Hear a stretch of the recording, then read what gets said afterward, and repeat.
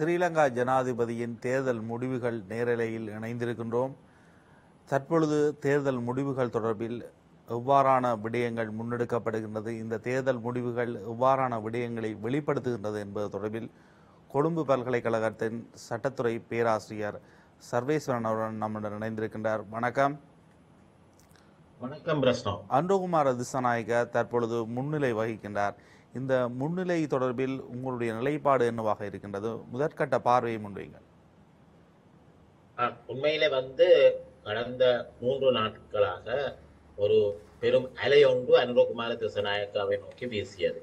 அப்பொழுது எல்லோருக்கும் தெரியும், நிச்சயமாக அவர்தான் வெற்றி பெறப் போகிறார் என்பது. சொல்ல போனால் ஒரு 2 வாரங்களுக்கு முன்பு சஜித் பிரேமதாஸ் அவர்களுக்கு சாதகமான ஒரு நிலை இருந்தது. ஆனால் பின்னர் அந்த அலை மாறி ஒரு 3 நாட்களுக்கு முன்னர் எல்லோருக்கும் தெரியும் அனுரகுமார திசாநாயக்க வெற்றி பெறுவார். ஆனால் எவருமே எதிர்பார்க்கவில்லை அவர் முதல் சுற்றில 50% பெறுவார் என்று எதிர்பார்க்கவில்லை. ஆனால் நான் சொல்லவில்லை இப்பொழுது உள்ள நிலையில் அவர் பெற்றுவிட்டார் என்று சொல்லவில்லை. ஆனால் இப்பொழுது கொண்டிருக்கின்ற முடிவுகளை வைத்து பார்க்கின்ற பொழுது அவர் 50% வாக்குகளை, அதாவது முதல் சுற்றிலேயே பெற்று தேர்ந்தெடுக்கப்படுவதற்கான சந்தர்ப்பம் தான் மிக அதிகமாக இருக்கின்றது. ஏனென்று சொன்னால் பெரும்பாலானவர்கள் எதிர்பார்ப்பு என்னை பொறுத்தமட்டில் அனுரகுமார திசாநாயக்கா அவர்கள் கூட எதிர்பார்த்திருக்க மாட்டார் நான் முதல் சுற்றிலேயே 50% பெற்று வெற்றி பெறுவேன் என்று. ஏனென்றால் அங்கே 3 பிரதான வேட்பாளர்களாக இருந்தார்கள். அந்த 3 பிரதான வேட்பாளர்கள முக்கியமாக அனுரகுமார திசாநாயக்கா தான். சொல்ல போனால் அவர் ஒரு 3 பாராளுமன்ற உறுப்பினர்களோட மிக குறைந்த வாக்குகளை பெற்று புதிதாக ஒரு அரசியலுக்கு அவர் ஒரு பிரவேசம் என்று சொல்ல வேண்டும். ஏனென்று சொன்னால் அவர் புதிதாக பிரவேசம் என்று சொல்ல முடியாது. ஆனால் அவர் மிக குறைந்த அதாவது மிக வாக்குகள் என்று வருகின்ற போது ஒரு அடிமட்ட நிலையில கடந்த காலங்களில் இருந்த ஒரு கட்சி. ஆனால் சஜித் பிரேமதாசாவை பொறுத்த மட்டும் அவர் நன்கு தாபிதமான ஒரு கட்சி. அவருக்கு ஒரு செல்வாக்கு இருந்தது. பாராளுமன்றத்திலேயும் கணிசமான உறுப்பினர்கள் இருக்கிறார்கள். அதே போல ரணில் விக்ரமசிங்கவை பொறுத்தவரையும் ஒரு எதிர்பார்ப்பு இருந்தது. அவர் சில மாற்றங்களை கொண்டு நாட்டை பொருளாதாரத்தில் மீட்டபடியால அவர்களுக்கும் வாக்குகள் அளிக்கப்பட வேண்டும். ஆனால் இந்த எதிர்பார்ப்புகள் எல்லாம் மாறி போய்விட்டது. இப்பொழுது உள்ள நிலை அனுரகுமார திசாநாயக்கா வெற்றி பெறுவாரா இல்லையா என்பதில்லை. நிச்சயமாக அவர் வெற்றி பெறுவார். ஆனால் அவர் முதல் சுற்றிலேயே 50% பெறுவாரா இல்லையா என்பதுதான் இப்பொழுது உள்ள கேள்வியாக இருக்கிறது. அனுரகுமார திசாநாயக்காவுக்கு முன்னிருக்கின்ற மிக முக்கியமான சவால்கள் என்ன? பொருளாதார ரீதியில் இருக்கின்றது. அவரிடம் பெரும்பான்மை நாடாளுமன்றத்தில் கிடையாது. ஆகவே தற்பொழுது அவர் ஒரு ஜனாதிபதியாக தெரிவு செய்யப்பட்டால் அடுத்தது ஏற்படுகின்ற சவால் நிலைமைகள் தொடர்பில் இனி வரப்போற தேர்தல் முடிவுகளை பொறுத்த மட்டும் என்னை பொறுத்த மட்டும் இன்னைக்கு இப்ப சஜித் பிரேமதாஸ் அல்லது ரணில் விக்ரமசிங்கவுக்கு ஆதரவு பெறக்கூடிய சில மாவட்டங்கள் இருக்கலாம் போலவுக்கு.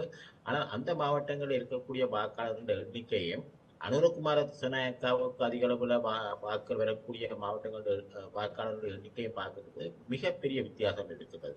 மிக பல மடங்காக அனுரகுமார திசாநாயக்காவுக்கு சாதகமான வாக்கள் வரக்கூடிய மாவட்டங்கள்ல வாக்காளர்கள் இருக்கிறார்கள். ஆகவே அவருடைய வெற்றி நிச்சயமானது. அப்ப நீங்க கேட்ட கேள்விக்கு வருவதாக இருந்தால் அந்த சவால்கள் என்று வருகின்ற பொழுது உண்மையில அவர் ஜனாதிபதியாக வருவது அவருக்கு சவாலாக இருக்கவில்லை. ஆனால் அந்த சவால் இனித்தான் தொடங்க இருக்கிறது. ஏனென்று சொன்னால் ஒரு ஜனாதிபதி பதவி என்பது ஒரு சாதாரணமான ஒரு விடயம் அல்ல. முக்கியமாக இலங்கையில நிறைவேற்று அதிகாரம் கொண்ட ஜனாதிபதி என்று வருகின்ற பொழுது அவர் தான் எல்லாவற்றுக்கும் பொறுப்பாக இருக்கிறார். அவர் அரசினுடைய தலைவர், அரசாங்கத்தினுடைய தலைவர், அமைச்சரவையினுடைய தலைவர், முப்படையினுடைய தலைவர். இதை விட பல்வேறு விடயங்கள் தொடர்பில் அவருக்கு நிறைய அதிகாரங்கள் இருக்கின்றது. அப்ப இங்க உண்மையில ஜனாதிபதியா வருகின்றவர் முக்கியமாக ஒரு அமைதியான ஒரு நாடு. இப்ப பல நாடுகள் அபிவிருத்தி அடைந்த நாடுகள் இருக்கின்றன, ஐரோப்பிய நாடுகள், அமைதியான நாடுகள் இருக்கின்றன. அந்த நாடுகளுடைய தலைவராக வருகின்றவருக்கு இப்படியான ஒரு சவால் இருக்க மாட்டாது, இப்படியான சவால்கள் இருக்க மாட்டாது. ஆனால் இன்று உள்ள நிலையில இலங்கையின் ஜனாதிபதியாக, இலங்கை அரசின் தலைவராக வருகின்றவருக்கு பல சவால்கள் இருக்கின்றன. அது முக்கியமாக இருக்கக்கூடிய பெரிய ஒரு சவாலாக இருக்க போவது என்னவென்று சொன்னால், பாராளுமன்றத்தில் இருக்கின்ற 225 உறுப்பினர்கள் இவருக்கு 3 உறுப்பினர்கள் தான் இவருடைய கட்சியில் இருந்து இருக்கிறார்கள். இப்ப பாராளுமன்றம் வருகின்ற பொழுது அவருக்கு அங்க அந்த பெரும்பான்மை என்று சொல்ல முடியாது. அவருக்கு அறவே இல்லை ஆதரவு. அப்ப இப்ப பாராளுமன்றத்தில் என்னென்றால் இலங்கையை பொறுத்த மட்டும் நிறைவேற்று அதிகாரம் கொண்ட ஜனாதிபதி முறைமை என்று சொன்னால் பல விடயங்கள் அந்த அதிகாரத்தை அதாவது பருவரக்கம் சொல்லுவோம். அப்படின்னு வரைக்க ஜனாதிபதி செய்யக்கூடியவை இவை என்று அங்கே மட்டுப்பாடு இருக்கு. ஏனைய விடயங்களை பொறுத்தவரை பாராளுமன்ற ஆதரவு இந்த ஜனாதிபதிக்கு நிச்சயமா தேவை. அப்ப இன்றைக்குள்ள நிலையில அந்த பாராளுமன்றத்தின் ஆதரவை அவர் வென்றெடுப்பார் என்பது மிகப்பெரிய ஒரு கேள்வியா இருக்கிறது. அப்படி வென்றெடுக்க முடியாத சூழ்நிலையில பாராளுமன்றத்தினுடைய உதாரணமாக வைத்துக் கொள்ளும் ஒரு சட்டத்தை நிறைவேற்ற வேண்டும் என்றால், அரசியலமைப்பு ஒரு திருத்தத்தை கொண்டு வர வேண்டும் என்றால், ஒரு பட்ஜெட்டை நிறைவேற்ற வேண்டும் என்றால், அல்லது அவசர கால நிலைமை பிரகடனப்படுத்தப்பட்டு அதை நீடிக்க வேண்டும் என்றால் ஒரு மாதத்துக்கு மேல், இப்படி பல்வேறு விடயங்களில் பாராளுமன்றத்தில் அந்த ஆதரவு அவருக்கு இருக்க வேண்டும்.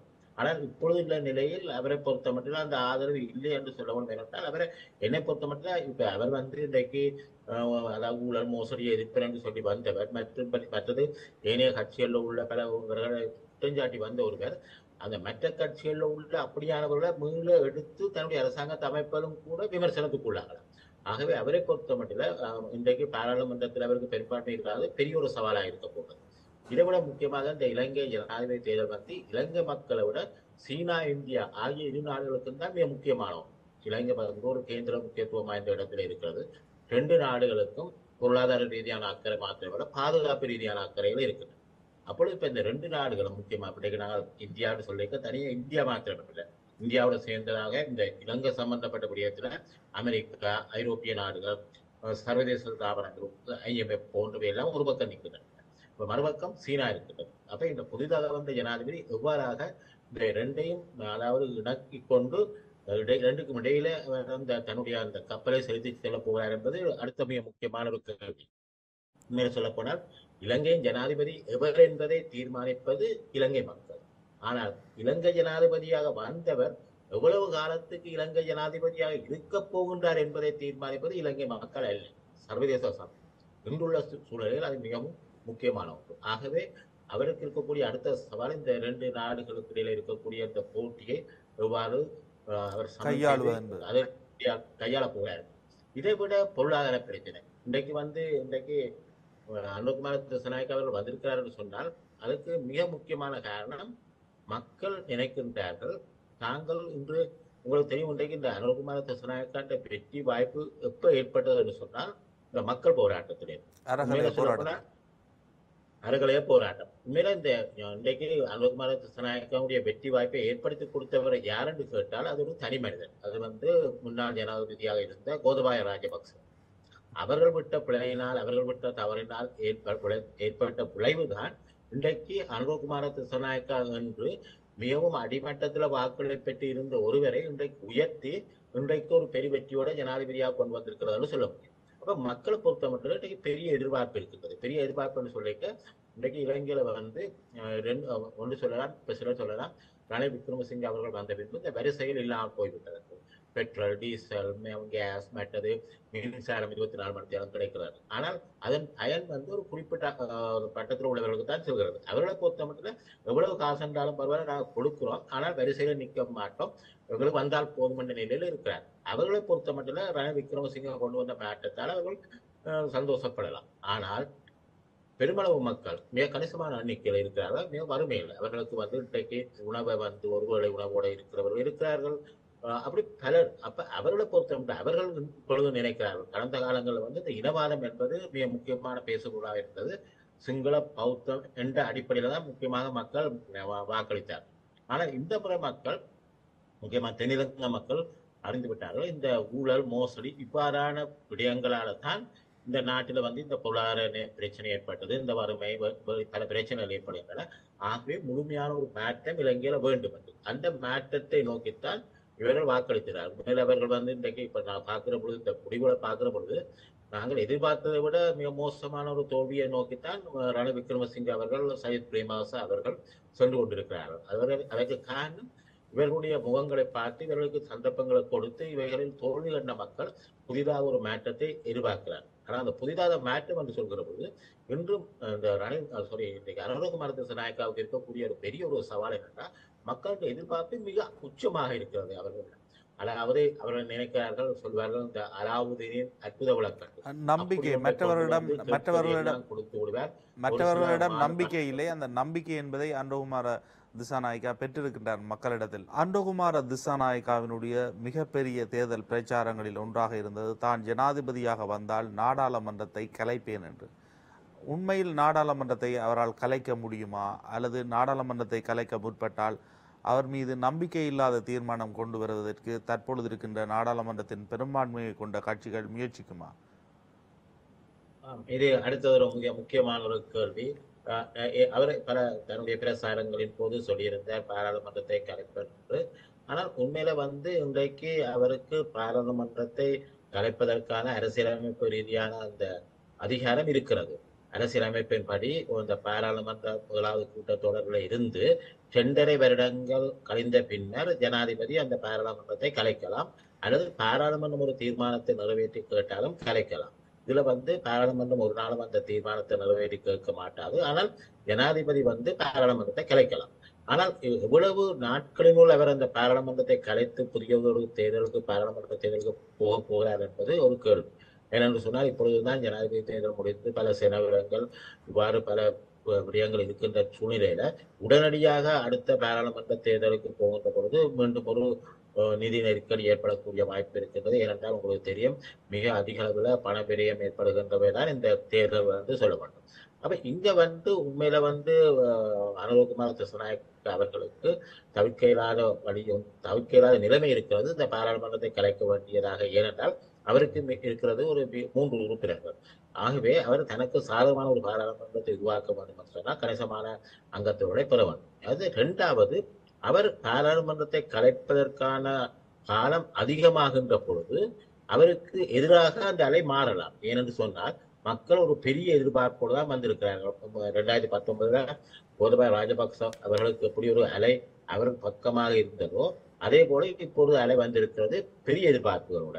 அப்ப அந்த எதிர்பார்ப்புகளை அவர் நிறைவேற்ற முடியாத போது, அல்லது காலம் கலந்து கொண்டு போய் இவர் கொடுத்த வாக்குறுதிகளை நிறைவேற்ற முடியாத ஒரு நிலைமை ஏற்பட்டு கொண்டு போகின்ற பொழுது மக்கள் நினைப்பார்கள், நாங்கள் அனுரகுமார திசாநாயக்காவை கொண்டு வந்தோம், பெரிசாக மாற்றம் ஏற்படும் என்று எங்களுடைய தனிப்பட்ட வாழ்க்கையில பெரிதாக இந்த மாற்றமும் ஏற்படவில்லை என்ற உணர்கிற பொழுது மீண்டும் அந்த சரிவு ஏற்படக்கூடிய சூழ்நிலை ஏற்படும். ஆகவே இப்ப 2 காரணங்களுக்காக, ஒன்று அவருடைய வாக்கு சரிவை தவிர்த்து அவர் விரைவாக தேர்தலுக்கு போக வேண்டியிருக்கிறது, 2வது பாராளுமன்றத்தில் தனக்கு சாதகமான ஒரு பாராளுமன்றத்தை கொண்டு வர வேண்டியிருக்கிறது. அவ்வாறு அவர் செய்வதாக இருந்தால் பாராளுமன்றத்தை கலைக்க வேண்டி வரும். அவ்வாறு கலைக்கின்ற பொழுது அடுத்த கேள்வி வருகிறது என்னவென்று சொன்னால், கலைத்து புதிதாக வருகிற பாராளுமன்றத்துல அவர் எதிர்பார்க்கின்ற அளவுக்கு அந்த பாராளுமன்றத்துல 3/2 பெரும்பான்மையை நிச்சயமாக பெற மாட்டார். இந்த அறுதி பெரும்பான்மையை கூட பெறுவாரா என்பது ஒரு பெரிய வினா. ஏனென்று சொன்னால் ஜனாதிபதி தேர்தலில் அவர் தனித்துத்தான் மிக முக்கியமாக பிரசார மேடைகள் பேசி வந்தார். ஆனால் ஒரு பாராளுமன்ற தேர்தல் என்று வருகின்ற போது இந்த இலங்கையில் இருக்கிற தேர்தல் மாவட்டங்கள் எல்லாவற்றிலிருந்து வெற்றி பெறக்கூடியவர்களை களமிறக்கின்ற அளவுக்கு அவர்களுக்கு அந்த செல்வாக்கு உள்ளவர்கள், அதாவது அவர்கள் மக்களால் அந்த மாவட்டங்களை ஏற்றுக்கொள்ளப்பட. ஆகவே அனுரகுமார திசாநாயக்க அவனுடைய ஆட்சியில் ஒரு தேசிய அரசாங்கம் அமைவதற்கான வாய்ப்பு இருக்கின்றது. அப்படி புரிந்து கொள்ள முடியுமா? அதையில கூட சிக்கல் இருக்கிறது. ஏனென்று சொன்னால் இந்த இவர்கள் பிரச்சாரத்தின் போது முக்கியமாக இந்த கட்சி தாவுதலை தடுத்தார்கள், மற்றது கட்சி மாறியவர்களை எதிர்த்தார்கள், ஊழல் மோசடி என்று பலர் மீது குற்றச்சாட்டுகளை இவர்கள் வைப்பார்கள் அல்லது அவர்களை கைது செய்வார்கள் என்றெல்லாம் பல எதிர்பார்ப்புகள் இருக்கின்றது. அப்படியானவர்கள் மீண்டும் பாராளுமன்றத்துக்கு வருகின்ற பொழுது மீண்டும் அவர்களை இழைத்துக் கொண்டு அவர்கள் ஒரு அரசாங்கத்தை அமைக்க போகின்ற பொழுது மக்கள் மத்தியில் அவர்களுக்கு எதிரான விமர்சனம் பெறலாம். ஆனால் இவர் நாடாளுமன்றத்தை கலைத்தால் கூட அமைச்சரவையை இவரால் கலைக்க முடியாது அல்லவா? ஒரு காபந்து அரசாங்கம் இருக்க போகின்றது, அது தொடர்ந்தும் பொதுஜன பெரமுனுடைய தலைமையில் தான் இருக்க போகின்றது. பிரதமராக காபந்து அரசாங்கத்தினுடைய தலைமையாக தினேஷ் குணவர்த்தன அவர்களான இருக்க போகின்றார் நாடாளுமன்ற தேர்தல் முடிகின்ற காலம் வரை.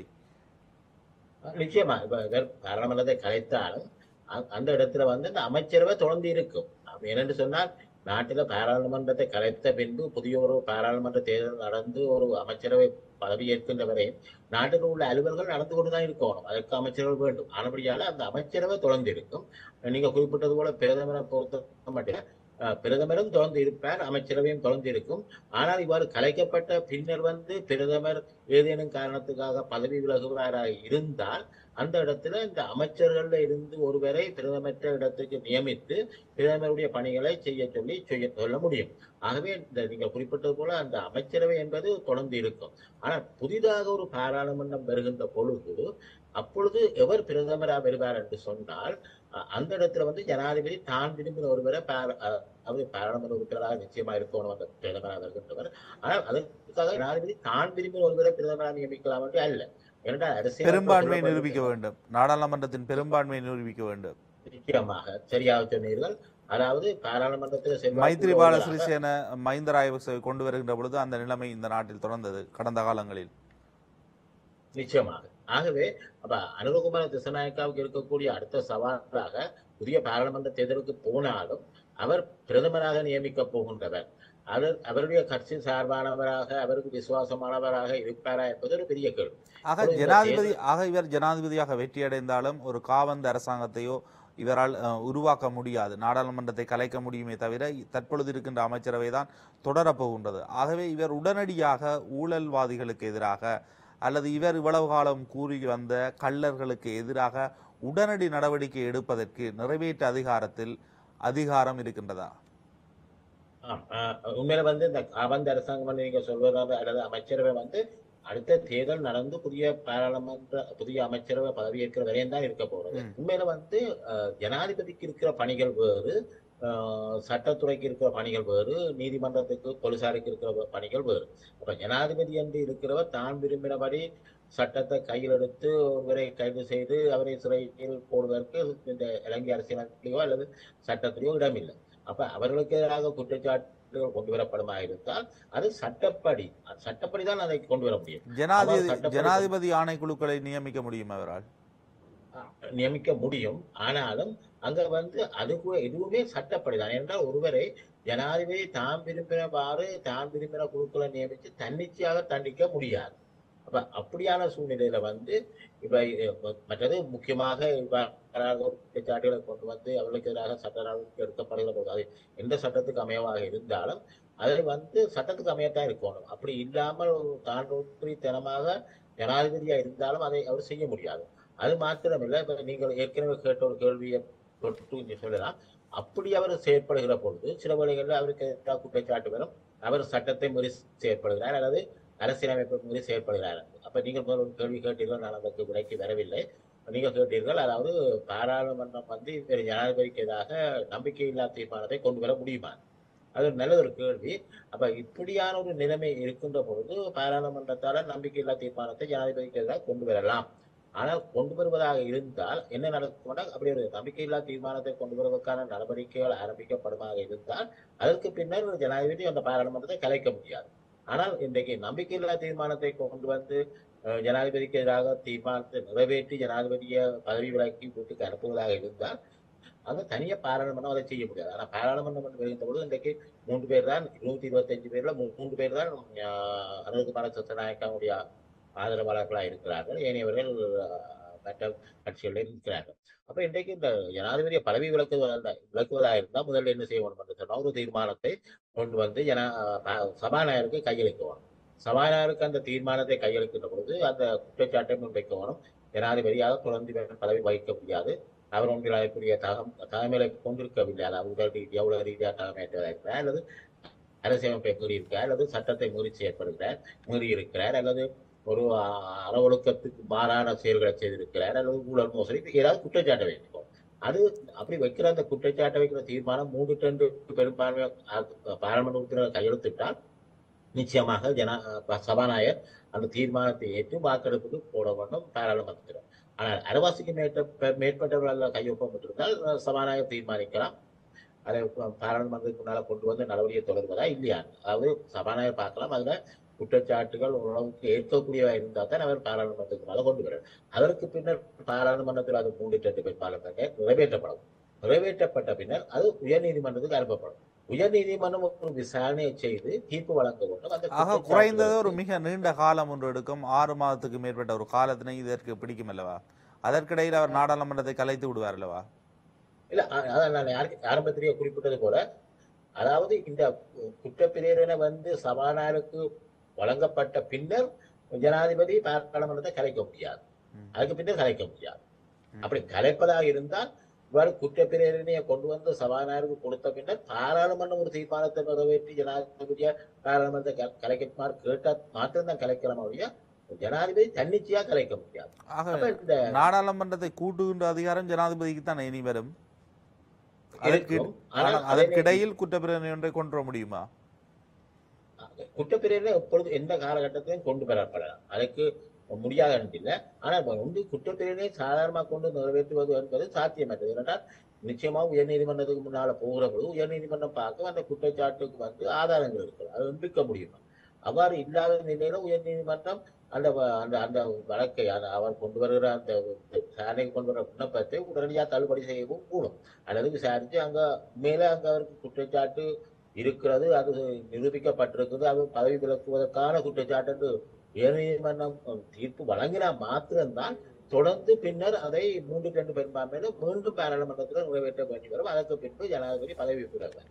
ஆனால் இது சுலபமாக நிறைவேற்றப்பட்டு ஜனாதிபதியை பதவி விலக்கக்கூடிய ஒன்று அல்ல. முக்கியமாக பாராளுமன்றத்தில் வரும் தீர்மானங்கள் நிறைவேற்றப்படுவது சில வேளைகளில் சாத்தியமாக இருந்தாலும், ஆனால் அவருக்கு குற்றச்சாட்டுகளை நீதிமன்றத்தில் எண்பிக்க வேணும், அதுக்கு ஆதாரங்கள் இருக்க வேணும், அது உண்மையானவைகளாக இருக்கணும், இப்படி பல பிரச்சனைகள் இருக்கு. அப்படியால என்ன பொறுத்த மட்டும் அந்த அவரை பதவி விலக்குவதற்கான அந்த முயற்சி எதிர் விளைவுகளை தான் கொடுக்கும் நிச்சயமாக. எப்படி என்று சொன்னால் அதுக்கு பின்னர் வருகிற பாராளுமன்ற தேர்தலில் அனுகுமார் திசாநாயக்காக மேலும் பெருத்த ஒரு ஆதரவை கொண்டு வருவதாக இருக்கு.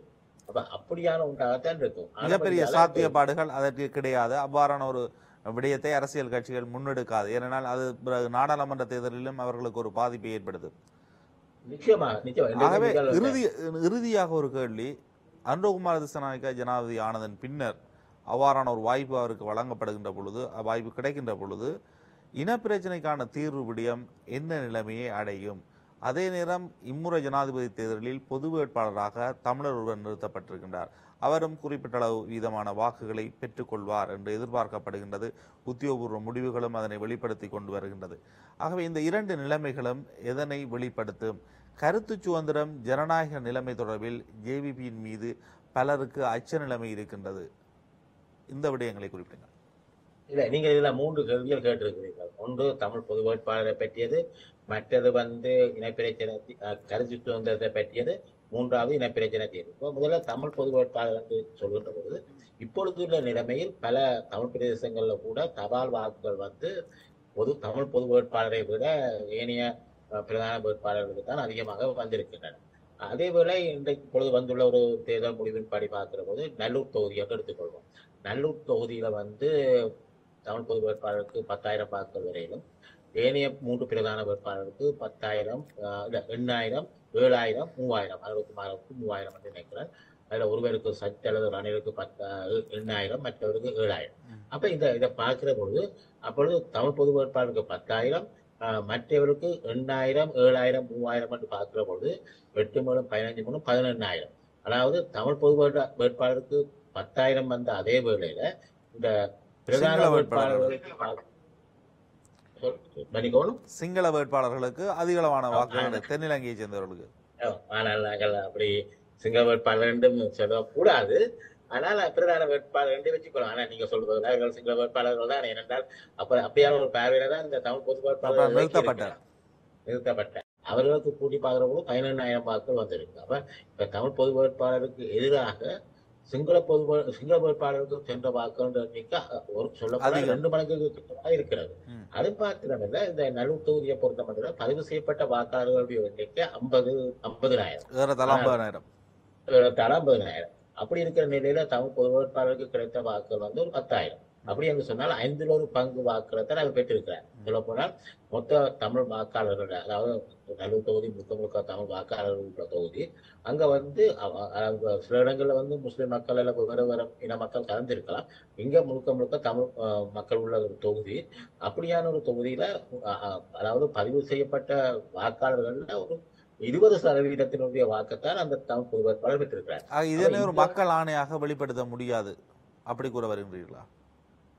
இதை நான் உண்மையில நான் ஜூன் மாதம் 9ஆம் தேதி நடந்த ஒரு பெரிய கூட்டம் ஒன்று நான் பேசியிருந்தேன். அப்ப இதை ஜனாதிபதி தேர்தலை ஒரு சர்வஜன வாக்கெடுப்பாக தமிழ் மக்கள் எடுத்து இதை ஒரு ஆணையாக முன்வைக்க கூடாதுன்னு சொல்லியிருக்காங்க. அதுக்கு பல காரணங்கள் கூறியிருந்தீர்கள். இங்க பிரஸ்னோவ் இன்னொரு கேள்வி வரலாம். இவர் தமிழ் பொது வேட்பாளரா அல்லது தமிழ் வேட்பாளரா? ஏனென்றால் தமிழ் பொது வேட்பாளர் என்று சொல்லி இன்றைக்கு தமிழ் கட்சிகள் என்று விரைக்க தமிழ் மக்களால் கொண்டு வரப்பட்ட பிரதான கட்சிகள் தமிழரசு கட்சி, மற்றது தமிழ் காங்கிரஸ். இந்த 2ம் தமிழ் மக்களால் கொண்டு வரப்பட்டது. ஏனைய பல தமிழ் கட்சிகள் இருக்கின்றன, அது இந்திய அரசாங்கத்தால கொண்டு வரப்பட்ட கட்சிகள். அப்ப இங்க ஒருவரை தமிழ் பொது வேட்பாளராக நியமிக்கிற பொழுது அவருக்கு அதுக்குரிய அந்த ஆணை எங்கிருந்து வந்தது? அப்ப என்னை பொறுத்த மட்டும் இவரை ஒரு தமிழ் வேட்பாளர் என்று தான் நான் பார்க்கிறேனே ஒழிய தமிழ் பொது வேட்பாளர் என்று நான் கருத முடியாது.